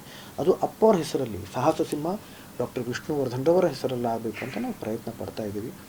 ಒಂದಿಷ್ಟು ಸಮಸ್ಯೆ ಇದೆ ಅಲ್ಲಿ, ಇನ್ನೊಂದು ಕೋರ್ಟ್ ಕೇಸ್ ಇದೆ, ಅದು ಇತ್ಯರ್ಥ ಆಗಬೇಕು. ನಾವು ಪ್ರಯತ್ನ ಪಡ್ತಾನೇ ಇದ್ದೀವಿ. ಅದಾದರೆ ನಾವು ಮಾನ್ಯ ಪ್ರಧಾನಿಯವ್ರನ್ನ ಭೇಟಿ ಮಾಡ್ತೀವಿ, ಅದು ಆಗೋ ರೀತಿಯಲ್ಲಿ ನಾವು ಪ್ರಯತ್ನ ಪಡ್ತೀವಿ. ಅದಾದರೆ ನೀವು ಹೇಳಿದ್ರಲ್ಲ ಮೇರ್ಸೋ ರೀತಿಯಲ್ಲಿ ಅದಾಗತ್ತೆ. ಎರಡನೇದಾಗಿ ಕರ್ನಾಟಕ ರತ್ನ ಹೇಳಿದ್ದೀವಿ, ಪದ್ಮ ಪ್ರಶಸ್ತಿ ಹೇಳಿದ್ದೀವಿ. ಇದೆಲ್ಲರೂ ನಾವೆಲ್ಲರೂ ಸೇರಿ ಪ್ರಯತ್ನ ಪಡುವಂಥದ್ದು. ಇದು ನಾನು ಎಲ್ಲರ ಪರವಾಗಿ ನಾನು ಕೇಳ್ಕೊಂಡಿದ್ದೀನಿ. ಹಾಗಾಗಿ ಅದಾದರೆ ಅದು ಒಂದು ಸೂಕ್ತ ರೀತಿಯಾದ ಒಂದು ಗೌರವ ಸಲ್ಲಿಸಿದ ಹಾಗೆ. ಇದು ನಾವಾಗೆ ಕೇಳ್ಕೊಳ್ಳೋದು ಅಂತ ಅಲ್ಲ, ಆದರೆ ಯಾವಾಗ ಕೆಲವರು ಅದನ್ನು ಮರ್ತಿರ್ತಾರೋ ಅದನ್ನು ಜ್ಞಾಪಿಸ್ಕೊಳ್ಳೋದು. ಈಗ ನಾನು ಸ್ವಚ್ಛತೆ ಕೆಲಸ ಮಾಡ್ತೀನಿ, ಅಭಿಯಾನ ನಡೆಸ್ತೀನಿ, ಕೇಳ್ಕೊತೀನಿ ನಾನು. ಯಾಕೆ ಕೇಳ್ಕೋಬೇಕು ಅಂತಂದರೆ, ಯಾಕೆ ಕೇಳ್ಕೋಬೇಕು? ಸರಿ, ಇದು ಒಂದು ವಾದದ ಒಂದು ವಿಷಯ ಆಗಬಹುದು. ಯಾಕೆ ಕೇಳ್ಕೋಬೇಕು? ಸ್ವಚ್ಛ ಮಾಡೋ ಜವಾಬ್ದಾರಿನೇ ಅದು. ಯಾಕೆ ರಸ್ತೆಗಳು ಗುಂಡಿಗಳು ಇರ್ತವೆ? ಅದು ಸರಿಯಾದ ರಸ್ತೆ, ಚೆನ್ನಾಗಿ ಸುರಕ್ಷಿತವಾಗಿರ್ತಕ್ಕಂಥ ರಸ್ತೆಗಳು ಇರೋ ಜವಾಬ್ದಾರಿನೇ. ಆದರೂ ಕೂಡ ಅದು ಎಲ್ಲಿ ಅದು ಗಮನ ಇಲ್ವೋ ಆವಾಗ ಗಮನ ಸೆಳೆಸೋ ಕೆಲಸ ನಾವು ಮಾಡಬೇಕು. ನಾನು ಅದನ್ನು ಮಾಡ್ತೀನಿ. ನಾನು ತುಂಬ ಶ್ರದ್ಧೆಯಿಂದ ಅದನ್ನು ಕಳಕಳಿಯಿಂದ ಕೈ ಜೋಡಿಸಿ ಕೇಳ್ಕೊತೀನಿ. ಅದೇ ರೀತಿಯಲ್ಲಿ ಇದು ಕೂಡ ನಾನು ಕೇಳ್ಕೊಂಡಿದ್ದೀನಿ. ಇದರಲ್ಲಿ ಯಾರ ಮೇಲೂ ಆರೋಪ ಇಲ್ಲ, ನಾವು ದೂಷಿಸ್ತಾ ಇಲ್ಲ, ಯಾರನ್ನು ಪ್ರೀತಿಯಿಂದ ಕೇಳ್ಕೊಂಡಿದ್ದೀವಿ ಅಷ್ಟೇ. ಸರ್, ಈಗ ಕೆಲವೊಬ್ಬರು ಅಭಿಮಾನಿಗಳು ಹೇಳೋ ಪ್ರಕಾರ ಸುದೀಪ್ ಅವ್ರು ಬಿಟ್ಟರೆ ಬೇರೆ ಯಾವ ಕಲಾವಿದರು ಕೂಡ ಅವರ ಸ್ಮಾರಕ ನಿರ್ಮಾಣಕ್ಕೆ ಸಹಕರಿಸ್ತಿಲ್ಲ, ಬೆಂಬಲ ಕೊಡ್ತಿಲ್ಲ ಅನ್ನುವಂಥದ್ದು. ಯಾವ ಸ್ಮಾರಕ ನಿರ್ಮಾಣ? ಈಗ ಇದೆ ಬೆಂಗಳೂರಲ್ಲಿ ಇದು ಮಾಡಿದ್ರು, ನೆನೆ ತೆರವುಗೊಳಿಸಿದ್ರಲ್ಲ, ಅಲ್ಲಿ ಮಾಡಬೇಕು ಅನ್ನೋದಕ್ಕೆ ಸುದೀಪ್ ಅವ್ರು ಬಿಟ್ಟರೆ ಬೇರೆ ಯಾವ ಕಲಾವಿದರು ಕೂಡ ಸಾಥ್ ಕೊಡ್ತಿಲ್ಲ. ನಾನು ಎಲ್ಲರ ಪರವಾಗಿ ನಾನೇ ಹೇಳಿದ್ನಲ್ಲ, ಎಲ್ಲರ ಪರವಾಗಿ ನಾನು ಮಾತಾಡ್ತೀನಿ. ನಿಮ್ಮ ಹತ್ರ ಯಾರಾದ್ರೂ ಕಲಾವಿದರು ಬಂದು ಮಾತನಾಡಿದ್ದುಂಟಾ ಈ ಹಿಂದೆ ಅಲ್ಲೇ ಮಾಡೋಣ ಹಂಗೆ ಹಿಂಗೆ ಅಂತ? ಅಲ್ಲೇ ಮಾಡೋಣ ಅಂತಂದ್ರೆ ಅದು ಕೇಸ್ ನಡೀತಾ ಇದೆ, ಇದರಿಂದ ಏನೇನೂ ಮಾಡೋಕ್ಕಾಗಲ್ಲ. ಎಲ್ರಿಗೂ ಆಸೆ ಇದ್ದರೂ ಕೂಡ ಅಲ್ಲಿ ಕೇಸ್ ನಡೀತಾ ಇದೆ, ಏನೂ ಮಾಡೋಕ್ಕಾಗಲ್ಲ. ಅದು ಕೇಸು ಅದು ಇತ್ಯರ್ಥ ಆಗಬೇಕು. ಅದು ಅಲ್ಲಿವರೆಗೂ ಏನೂ ಮಾಡೋಕ್ಕಾಗಲ್ಲ. ಸರ್, ಕುಟುಂಬದ ಮೇಲೆ ಮತ್ತೊಂದು ಆರೋಪ ಇದೆ. ಈ ವರ್ಷ ಅಮೃತ ಮಹೋತ್ಸವ ಮಾಡೋದಕ್ಕೆ ಅಭಿಮಾನಿಗಳು ಮುಂದಾಗಿದ್ರು, ಜೊತೆಗೆ ಚಿತ್ರರಂಗದವರು ಕೂಡ ಸಹಕಾರ ಕೊಟ್ಟಿದ್ರು. ಆದರೆ ಫ್ಯಾಮಿಲಿಯವರು ಬೇಡ ಅಂತ ಅಂದರು, ನಾವು ಬರೋದಿಲ್ಲ ಅಂತ ಹೇಳಿದ್ರು. ಸೊ ಇದ್ರ ಬಗ್ಗೆನೂ ನಿಮ್ಮ ಮೇಲೆ ಆರೋಪ ಇದೆ, ಅದ್ರ ಬಗ್ಗೆ ಒಂದು ಸ್ಪಷ್ಟನೆ ಸರ್. ಅಭಿಮಾನಿಗಳು ಅಂತಂದ್ರಲ್ಲಮ್ಮ, ಕೆಲವು ಅಭಿಮಾನಿಗಳು ಅಂತಂದ್ರಲ್ಲ, ಕೆಲವು ಅಭಿಮಾನಿಗಳು ನಮ್ಮ ಮೇಲೆ ಆರೋಪ ಹೊರಿಸ್ತಾರೆ, ನಾವು ಅವ್ರ ಜೊತೆಲಿ ನಾವು ಸೇರಲ್ಲ ಅಂತ ಹೇಳಿದ್ದೀನಲ್ಲ, ಅವರು ಅದರಲ್ಲಿದ್ದಾರೆ. ಒಂದು ನಿಮಿಷ, ನಾನು ಇದಕ್ಕೆ ಉತ್ತರ ಕೊಟ್ಬಿಡ್ತೀನಿ ರಾಜ. ಒಂದು. ಎರಡನೇದಾಗಿ, ಎಲ್ಲ ಕಾರ್ಯಕ್ರಮಗಳಿಗೂ ನಮಗೆ ಹೋಗೋಕ್ಕಾಗಲ್ಲ. ಕೆಲವರು ಅದಕ್ಕೆ ಕೇಳಿದ್ರು, ನಿಮ್ಮ ಅನುಮತಿ ಕೊಡಿ. ಅನುಮತಿ ಕೇಳೋ ಅವಶ್ಯಕತೆನೇ ಇಲ್ಲ, ನೀವು ಮಾಡ್ಕೊಳ್ಳಿ. ಪ್ರತಿಯೊಂದು ಇಡೀ ಕರ್ನಾಟಕದಲ್ಲಿ ಪ್ರತಿಯೊಂದು ಬಡಾವಣೆಯಲ್ಲೂ ಆವತ್ತಿನ ದಿವಸ ಒಂದು ಕಾರ್ಯಕ್ರಮ ನಡೆಯುತ್ತೆ ಅಪ್ಪವ್ರ ಹೆಸರಲ್ಲಿ. ಮಾಡ್ಕೊಳ್ಳಿ, ಸಂತೋಷ ಇದೆ ನಮಗೆ. ನಾವು ಹೇಳ್ತಾನೆ ಇದ್ದೀವಿ, ಮೆರ್ಸಿ ಅವರನ್ನು ಮೆರೆಸಿದ್ರೆ ನಮ್ಮ ಪರಂಪರೆಯನ್ನು ನಾವೇ ಮೆರೆಸ್ದ ಹಾಗೆ. ಮೆರ್ಸಿ ಅವರನ್ನು, ಸಂತೋಷನೇ ನಮಗೆ. ಆದರೆ ಪ್ರತಿಯೊಂದು ಕಾರ್ಯಕ್ರಮಕ್ಕೂ ನಮಗೆ ಹೋಗೋಕ್ಕಾಗಲ್ಲ. ಅದೇ ರೀತಿಯಲ್ಲಿ ಈ ಕಾರ್ಯಕ್ರಮ ಏನು ಮಾಡ್ತಾ ಇದ್ದಾರೋ ಆ ಕಾರ್ಯಕ್ರಮಕ್ಕೆ ನಮಗೆ ಹೋಗೋಕ್ಕಾಗ್ತಿಲ್ಲ, ಅಥವಾ ನಾವು ಹೋಗಲ್ಲ ಅಲ್ಲಿ. ಆದರೆ ನೀವು ಮಾಡಬೇಡಿ ಅಂತ ಯಾವತ್ತೂ ಹೇಳಿಲ್ಲ, ನೀವು ಮಾಡ್ಕೊಳ್ಳಿ, ಸಂತೋಷ. ನಾವು ಒಂದೇನೋ ಒಂದು ಕಾರ್ಯಕ್ರಮ ಮಾಡ್ತೀವಿ, ನಮ್ಮ ಜೊತೆಯಲ್ಲೂ ಸೇರ್ಕೊಳ್ಳಿ. ಇಡೀ ಚಿತ್ರರಂಗ ಸೇರುತ್ತೆ ಅಂತ ಸೇರ್ಕೊಳ್ಳಿ, ನಮ್ಮ ಜೊತೆಯಲ್ಲಿ ಸಂತೋಷ ಇದೆ ನಮಗೆ, ಸೇರ್ಕೊಳ್ಳಿ. ಈಗ ನೀವೇನಾದರೂ ಮಾಡ್ತಿದ್ದೀರಾ ಸರ್? ಅಂದರೆ ಅನ್ಕೊಂಡಿದ್ದೀವಿ, ಏನೋ ಒಂದು ಕಾರ್ಯಕ್ರಮ ಅನ್ಕೊಂಡಿದ್ದೀವಿ, ಆಗಲಿ, ನಿಮ್ಗಳ ಹಾರೈಕೆ ಇರಲಿ, ಅದೆಲ್ಲ ಆಗಲಿ ಸರ್. ಇದರಲ್ಲೂ ಕೂಡ ಅಮೃತ ಮಹೋತ್ಸವದಲ್ಲಿ ನಾರಾಯಣ್ ಅವರು, ರಾಜೇಂದ್ರ ಸಿಂಗ್ ಬಾಬು ಅವರು ಕೂಡ ಎಲ್ಲರೂ ಇದ್ರು. ಸೊ ಹೀಗಾಗಿ ನೀವು ಹೇಳಿದ್ರಲ್ವ ಕೆಲ ಅಭಿಮಾನಿಗಳು ಅಂತ, ಅವ್ರು ಏನ್ ಮಾಡ್ತಾರೆ? ಅಭಿಮಾನಿಗಳಲ್ಲ ಸರ್, ಅವ್ರು ಏನ್ ಮಾಡ್ತಾ ಇದ್ರು, ಯಾಕೆ ಇಷ್ಟು ನಿಮ್ಗೂ ಅವ್ರಿಗೂ ಹೊಂದಾಣಿಕೆ ಆಗ್ತಲ್ಲ? ಈಗ ನೀವು ಹೇಳೋರಲ್ಲಮ್ಮ, ಈಗ ಒಂದು ಉದಾಹರಣೆ ಕೊಟ್ರಿ, ನಮ್ಮ ವಿರುದ್ಧ ಆರೋಪ ಮಾಡಿದ್ರೆ ಅಂತ. ಅವ್ರನ್ನ ನಾವು ಅಭಿಮಾನಿಗಳು ಅಂತ ಹೇಗೆ ಅನಿಸ್ಕೊಳ್ಳೋಣ, ಅಥವಾ ಹೇಗೆ ಅವ್ರನ್ನ ಪರಿಗಣಿಸೋಣ? ಅಪ್ಪವರು ಯಾರನ್ನ ಪ್ರೀತಿಸ್ತಾ ಇದ್ರು, ಯಾರು ಅವ್ರ ಕುಟುಂಬ ಅಂತ ಯಾರನ್ನು ಅಂದ್ಕೊಂಡಿದ್ರು, ಅಥವಾ ಅವ್ರ ಕುಟುಂಬ ಏನಿದೆಯೋ ಅವರನ್ನು ನೀವು ಆರೋಪಿಸ್ತಾ ಇದ್ದೀರಾ. ಇಷ್ಟು ವರ್ಷ ನೀವು ಮಾಡಿರ್ತಕ್ಕಂಥ ಕೆಲಸಗಳು ನೋಡಿಲ್ವಾ? ಅವ್ರ ಕುಟುಂಬ, ನಾವು ಕುಟುಂಬದವರು, ಅವರೇ ನಮ್ಮಿಂದ ಮಾಡಿಸಿದ್ದಾರೆ, ನಾವಾಗಿ ಮಾಡಿಲ್ಲ, ಅಪ್ಪ ಅವರೇ ನಮ್ಮಿಂದ ಮಾಡಿಸಿದ್ದಾರೆ. ಇಷ್ಟು ಕೆಲಸಗಳನ್ನು ನೋಡಿಲ್ವಾ ನೀವು? ನೀವು ಹೇಗೆ ಆರೋಪಗಳನ್ನು ಹೊರಿಸ್ತೀರಾ? 14.3 ಕಿಲೋಮೀಟರ್ ಉದ್ದದ ರಸ್ತೆ ಆಗಿದೆ. ಬಹುಶಃ ಇಡೀ ಜಗತ್ತಿನಲ್ಲೇ, ನನಗೆ ಗೊತ್ತಿಲ್ಲ, ಆದರೆ ಬಹುಶಃ ಅಂದ್ಕೊಳ್ತೀನಿ, ಒಬ್ಬ ಕಲಾವಿದನ ಹೆಸರಲ್ಲಿ ಆ ಥರ ಅಷ್ಟು ಉದ್ದದ ರಸ್ತೆ ಇಲ್ಲ. ಹೇಗಾಯ್ತದು? ಯಾರು ಮಾಡಿದ್ರು ಅದನ್ನು? ಅಥವಾ ಯಾರು ಪ್ರಯತ್ನ ಪಟ್ಟರು ಅದಕ್ಕೆ? ಸ್ಮಾರಕದ ಬಗ್ಗೆ ಹೇಳಿದೆ, ಯಾರು ಪ್ರಯತ್ನ ಪಟ್ಟರು ಅದಕ್ಕೆ? ನೀವು ಏನೂ ನೋಡ್ತಾನೇ ಇಲ್ಲ. ಇಲ್ಲಿ ಚಿತ್ರೋತ್ಸವ ಆಯಿತು, 30 ಜಿಲ್ಲೆಗಳಿದ್ವು. 30 ಡಿಸೆಂಬರ್ 30 ಜಿಲ್ಲೆಗಳಲ್ಲಿ 30 ಚಿತ್ರಗಳ ಚಿತ್ರೋತ್ಸವ ಇದುವರೆಗೂ ಯಾರೂ ಮಾಡಿಲ್ಲ. ಹೇಗಾಯಿತು? ಬೆಂಗಳೂರಲ್ಲೂ ಚಿತ್ರೋತ್ಸವ ಆಯಿತು, ವಿಜೃಂಭಣೆಯಿಂದಾಯಿತು. ಒಂದು ದೊಡ್ಡ ಮಾಲಲ್ಲಿ ಒಂದು ದೊಡ್ಡ ಕಟೌಟ್ ಕೂಡ ಬಂತು. ಇವತ್ತಿನವರೆಗೂ ಮಾಲ್ ಎದುರುಗಡೆ ಕಟೌಟ್ ಇದ್ದಿದ್ದೇ ಇತಿಹಾಸ ಇಲ್ಲ. ಹೇಗಾಯಿತು? ಯಾರು ಮಾಡಿಸಿದ್ರು ಅದನ್ನು? ನಮ್ಮನ್ನು ಯಾಕೆ ವಿಲನ್ ಮಾಡ್ತೀರಾ? ತಿಳ್ಕೊಳ್ಳಿ, ಇತಿಹಾಸ, ಹೋರಾಟ ತಿಳ್ಕೊಳ್ಳಿ, ಪ್ರಯತ್ನಗಳು ತಿಳ್ಕೊಳ್ಳಿ, ಅದರ ಹಿಂದೆ ಇರ್ತಕ್ಕಂಥ ಶ್ರದ್ಧೆ ತಿಳ್ಕೊಳ್ಳಿ. ಸರ್, ಇಷ್ಟೆಲ್ಲ ಆರೋಪ ಅಂತ ನೀವು ಹೇಳ್ತಾ ಇದ್ದೀರಾ, ಒಂದ್ಸಲ ಅದು ಎಲ್ಲಿ ಮಿಸ್ಅಂಡರ್ಸ್ಟ್ಯಾಂಡಿಂಗ್ ಆಗಿದೆ ಅವರಿಗೆ, ಅದನ್ನೇನಾದ್ರು ಕ್ಲಿಯರ್ ಮಾಡಬೇಕು ಅನ್ನೋ ಪ್ರಯತ್ನ ಹೇಳದ್ನಲ್ಲ, ಅಭಿಮಾನಿಗಳನ್ನ ನಾನೇ ಮನೆಗೆ ಕರೆಸದ್ನಲ್ಲ, ನಾನೇ ಖುದ್ದಾಗಿ ಪ್ರಯತ್ನ ಪಟ್ಟಿದ್ದೀನಿ. ಅಭಿಮಾನಿಗಳನ್ನು ಕರೆದಾಗ ಈ ಜನ ನಮ್ಮ ಮೇಲೆ ಆರೋಪ ಹೊರಿಸೋ ಜನ ಬಂದೇ ಇಲ್ಲ, ಬರೋದೂ ಇಲ್ಲ. ಅವರು ಸರ್ ಯಾರು ಸರ್ ಅವರು? ನಿಮಗೆ ಗೊತ್ತು. ಅಲ್ಲ ಸರ್, ಇವಾಗ ಈ ಕಾರ್ಯಕ್ರಮಗಳು ಮಾಡಿ ಅವ್ರೇನಾದ್ರು ದುಡ್ಡು ಮಾಡ್ಕೊಳಕ್ ನೋಡ್ತಿದಾರ ಸರ್? ಅದಕ್ಕೆ ನಿಮ್ಮ ಒಂದು ಈ ತರದೊಂದು ಕಾರ್ಯಕ್ರಮಗಳನ್ನ ಮಾಡಿ ಅವ್ರೇನಾದ್ರು ದುಡ್ಡು ಮಾಡ್ಕೊಳ್ಳೋದಕ್ಕೆ ನೋಡ್ತಿದಾರ? ಸೊ ಅದಕ್ಕೆ ನಿಮ್ಮ ಅನುಮತಿ ಇಲ್ವಾ? ಅದನ್ನ ಸ್ವಲ್ಪ ಸ್ಪಷ್ಟಪಡಿಸ್ಬಿಡಿ ಸರ್. ಯಾಕಂದ್ರೆ ತುಂಬಾ ಜನ ಅಂದ್ರೆ ನಿಮ್ ಜೊತೆ ಚೆನ್ನಾಗಿರೋ ಅಭಿಮಾನಿಗಳು ಏನ್ ಹೇಳ್ತಿದಾರೆ ಅಂತ ಅಂದ್ರೆ, ಬೇರೆ ಅಭಿಮಾನಿಗಳು ದುಡ್ಡು ಮಾಡ್ಕೊಳಕ್ ನೋಡ್ತಿದಾರೆ, ಅದಕ್ಕೆ ಅವ್ರ ಸಹಕಾರ ಸಿಕ್ಕಿಲ್ಲ ಅಂತ ಹೇಳ್ಬಿಟ್ಟು. ಆದ್ರೆ ಕೆಲವರು ಏನ್ ಹೇಳ್ತಾರೆ, ನಿಮ್ ಮೇಲೆ ಆರೋಪ ಮಾಡ್ತಿದ್ದಾರೆ ಅಂದ್ರೆ ನಾವೇನೇ ಅವ್ರ ಬಗ್ಗೆ ಕಾರ್ಯಕ್ರಮಗಳು ಮಾಡಕ್ ಹೋದಾಗ ನಮ್ಗೆ ಸಹಕಾರ ಕೊಡಲ್ಲ, ಅವ್ರ ಫ್ಯಾಮಿಲಿಯವರು ಬರಲ್ಲ ಅಂತ ಹೇಳಿದ್ದಾರೆ. ಸೊ ನಾವು ಅವ್ರ ನೆನಪನ್ನ ಈ ತರ ಒಂದು ಸಂಭ್ರಮಿಸೋಣ ಅಂತಂದ್ರೆ ಅದಕ್ಕೂ ಕಲ್ಲು ಹಾಕ್ತಾರೆ ಅಂತ. ಸೊ ಕ್ಲಾರಿಟಿ ಬೇಕು. ನಾವು ಕಲ್ಲು ಹಾಕ್ತೀವ ಅಂದ್ರೆ ಅನುಮತಿ ಕೊಟ್ಟಿಲ್ಲ, ಅನುಮತಿ ಬೇಡವೇ ಬೇಡ, ಅವಶ್ಯಕತೆನೇ ಇಲ್ಲ ಅಂತ ಹೇಳ್ತಾ ಇದೀನಿ. ಬರಲ್ಲ ಅಂತ ಹೇಳಿದ್ದಾರೆ. ಸೊ ನಾವು ಬರಲ್ಲ ಅಂತ ಹೇಳಿದ್ರೆ ನೀವು ಮಾಡಬೇಡಿ ಅಂತ ಹೇಳಿಲ್ವಲ್ಲ. ಅಮೃತ ಮಹೋತ್ಸವ ಕಾರ್ಯಕ್ರಮದಲ್ಲಿ ಹೇಳಿ. ಸೊ ಅಮೃತ ಮಹೋತ್ಸವ ಕಾರ್ಯಕ್ರಮಕ್ಕೆ ನಾವು ಬರಕ್ಕಾಗಲ್ಲ ಅನ್ನೋದಕ್ಕೆ ಕಾರಣ ಅಲ್ಲಿ ಕಮರ್ಷಿಯಲ್ ಆಕ್ಟಿವಿಟೀಸ್ ನಡೆದಿದ್ಯಾ ಅಂತ. ನೋಡಿಮ್ಮ, ಇದನ್ನ ನಾನು ಹೇಳೋದಕ್ಕಿಂತ ನೀವು ಅದನ್ನು ಪತ್ತೆ ಹಚ್ಚಿ. ನೀವು ಪತ್ರಕರ್ತರು, ನಿಮಗಿರೋ ಸಂಪರ್ಕ ತುಂಬ ಹೆಚ್ಚಿದೆ, ನೀವು ಪತ್ತೆ ಹಚ್ಚಿ ಅದನ್ನು. ಆಮೇಲೆ ನಾನು ಅಭಿಮಾನಿಗಳು ಅವ್ರ ಹೆಸರು ಹೇಳಿ ಇವ್ರ ಹೆಸರು ಹೇಳಿ ಅಂತ ಏನು ಹೇಳಿದ್ರಲ್ಲಮ್ಮ, ಒಬ್ಬರು ಇಬ್ಬರದ್ದು ಹೆಸರು ಅಂತ ಅಲ್ಲಮ್ಮ. ನೀವು ಹೇಳಿದ್ರಲ್ಲ ನಮ್ಮ ಮೇಲೆ ಅವರವರು ಆರೋಪಗಳನ್ನು ನೀವು ಹೇಳಿದ್ರಲ್ಲ ಒಂದಿಷ್ಟು, ನಿಮಗೆ ಗೊತ್ತದು, ನನಗೆ ಗೊತ್ತಿಲ್ಲ. ಅವ್ರುಗಳ ಹೆಸರು ಎಷ್ಟೋ ಸತಿ ಇರೋದೂ ಇಲ್ಲ.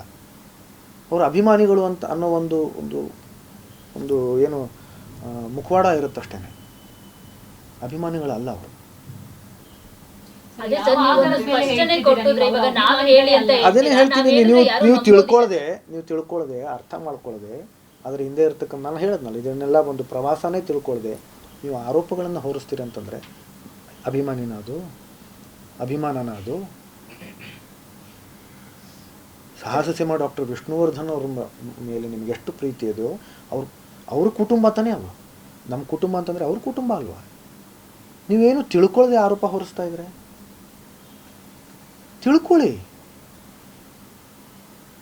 ತಿಳ್ಕೊಳ್ಳದೆ ಆರೋಪಗಳನ್ನು ಹೊರಿಸ್ತಾ ಇದ್ರೆ ಹೇಗೆ ಸರ್? ನೀವೊಂದು ಸ್ಪಷ್ಟನೆ ಕೊಡೋವರೆಗೂ ನಾವೆಷ್ಟೇ ಹೇಳಿದ್ರು ಯಾರು ಕೂಡ ನಂಬೋದು. ಏನು ಸ್ಪಷ್ಟನೆ ಅಂದ್ರೆ ನೀವು ಹೇಳಿದ್ರಲ್ಲ, ನೀವೇ ಪತ್ತೆ ಹಚ್ಚಿ ಅಲ್ಲಿ ದುಡ್ಡು ಮಾಡ್ಕೊಳ್ಳೋದಕ್ಕೆ ನೋಡ್ತಿದಾರ ಅನ್ನೋದು ನೀವೇ ಪತ್ತೆ ಹಚ್ಚಿ. ನಾನು ಹೇಳಿಲ್ಲ, ಅದನ್ನ ನೀವೇ ಹೇಳ್ತಾ ಇದ್ರಿ. ಅದೇ ಸರ್, ನೀವೇ ಪತ್ತೆ ಹಚ್ಚಿ ಅದನ್ನ ಅಂತ ಹೇಳಿದ್ರಿ. ನಾವ್ ಹೇಳಿದ್ರು ಯಾರು ನಂಬೋದಿಲ್ಲ ಅದನ್ನ.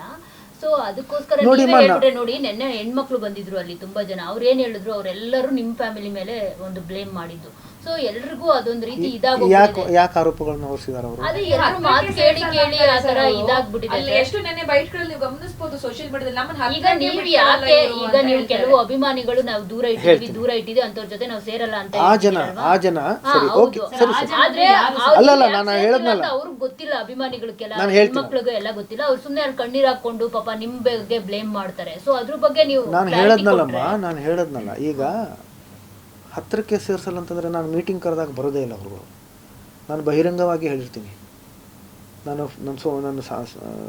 ನನ್ನ ಸಾಮಾಜಿಕ ಜಾಲತಾಣಗಳಲ್ಲೇ ಹಂಚ್ಕೊಂಡಿರ್ತೀನಿ, ನಾನು ಅಭಿಮಾನಿಗಳಲ್ಲೇ ಹೇಳಿರ್ತೀನಿ, ಕರೆಗಳನ್ನು ಮಾಡಿರ್ತೀನಿ, ಬನ್ನಿ ಒಂದು ಚರ್ಚೆ ಮಾಡೋಣ ಅಂತ ಹೇಳಿರ್ತೀನಿ.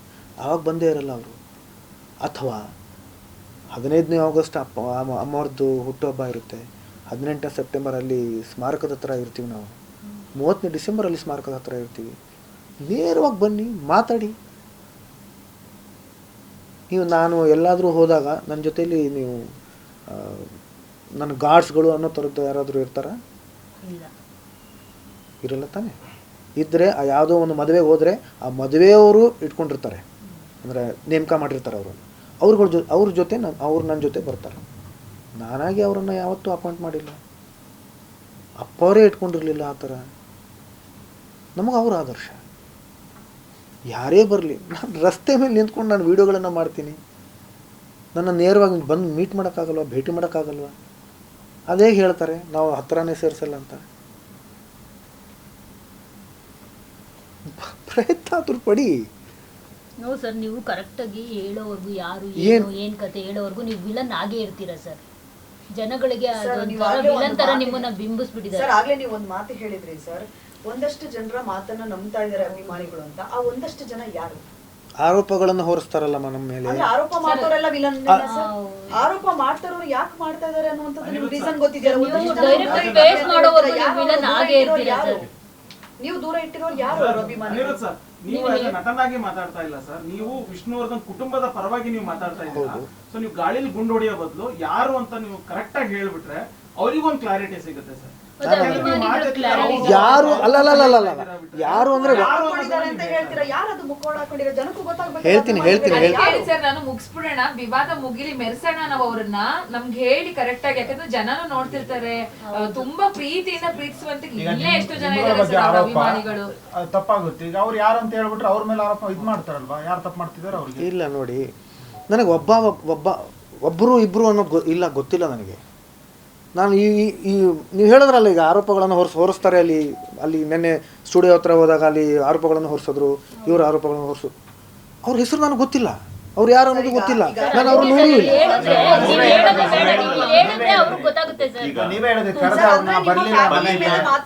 ಹೇಳ್ತೀನಿ ಕರೆದ್ರೆ ಈಗಲ್ಲ, ತುಂಬಾ ಒಂದು 10 ವರ್ಷಗಳಿಂದ ನಿಮ್ಮನ್ನೇ ವಿಲನ್ ಅನ್ನೋ ತರ ಬಿಂಬಿಸ್ಲಾಗ್ತಾ ಇದೆ. ನೀವು ಯಾವತ್ತೂ ಅಲ್ಲಿ ಬರಲ್ಲ ಅಂತ ಅಂದ್ರು ಸಮಾಧಿ ಹತ್ರ. ಸಮಾಧಿ ಆಗ್ಬೇಕಂತ ಮುಂದೆ ನಿಂತು ಹೋರಾಟ ಮಾಡಿದ್ರೆ ವೀರಕಪುತ್ರ ಶ್ರೀನಿವಾಸ್ ಆಗ್ಲಿ ಒಂದಷ್ಟು ಜನ ಇದ್ರು. ಸೊ ಅಲ್ಲಿ ಏನಾದ್ರು ಹೊಂದಾಣಿಕೆ ವಿಚಾರದಲ್ಲಿ ನಿಮಗೂ ಅವ್ರಿಗೆ ಏನಾದ್ರು ಇದೆಯಾ ಸಮಸ್ಯೆ ಇದೆಯಾ? ನೋಡಿ, ನಾನು ಒಬ್ಬರದ್ದು ಹೆಸರು ಹೇಳಲ್ಲ ಇಲ್ಲಿ. ಯಾಕಂತಂದರೆ ಈಗ ನೀವು ಒಂದಿಷ್ಟು ಜನದ್ದು ಹೇಳಿದ್ರಿ, ಅವರು ಒಂದಿಷ್ಟು ಜನದ್ದು ಹೇಳಿದ್ರು. ಕೆಲವರು ಸಾಮಾಜಿಕ ಜಾಲತಾಣಗಳಲ್ಲಿ ಹಂಚ್ಕೊಳ್ತಾರೆ ಆರೋಪಗಳನ್ನು ಹೊರತವ್ರು. ಎಲ್ಲರೂ ನಾವು ಅವರನ್ನು ದೂರ ಇಟ್ಟಿದ್ದೀವಿ ಅಂತಲ್ಲ, ನಾನು ಎಲ್ಲರನ್ನೂ ಕರೆದಿದ್ದೀನಿ. ಒಬ್ಬರನ್ನ ಅಂತ ಇಬ್ಬರನ್ನ ಅಂತಲ್ಲ, ಎಲ್ಲರನ್ನೂ ಕರೆದಿದ್ದೀನಿ. ಯಾರ್ಯಾರನ್ನು ಕರೆದಿದ್ರಿ ಸರ್? ಅಲ್ಲ, ಎಲ್ಲ ಅಭಿಮಾನಿಗಳನ್ನು ಕರೆದಿದ್ದೀನಿ. ಹೆಸರುಗಳಿಲ್ಲ ಅದಕ್ಕೆ. ಅದಕ್ಕೊಂದು ಅಭಿಮಾನಿ ಸಂಘ